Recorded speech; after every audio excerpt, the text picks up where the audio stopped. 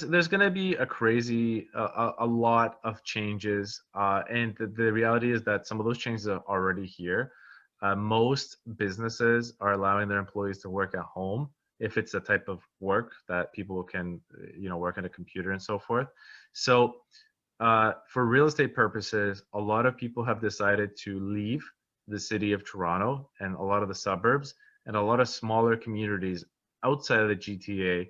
People realize that they can just work from home in a house that is a lot bigger than what they live in if they're an hour away or an hour and a half or 2 hours away, even because now they get to work from home.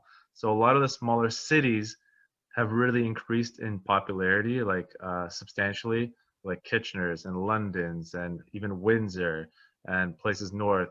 Basically, just imagine a little Toronto and you just outskirt it. People are now willing to live somewhere else because they can get a lot more for their buck and they don't have to drive to work anymore.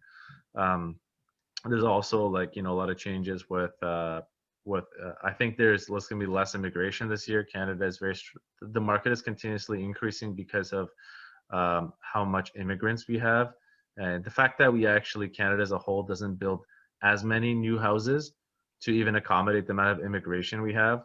So, for example, last year we had 495,000 immigrants, but Canada only built 208,000 homes.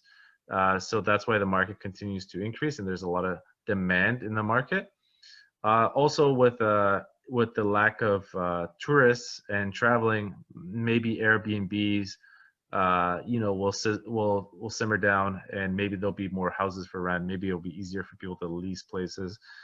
So there's a lot of changes, and to be honest, there's going to be a lot more that will eventually happen, depending on how things settle and how people feel.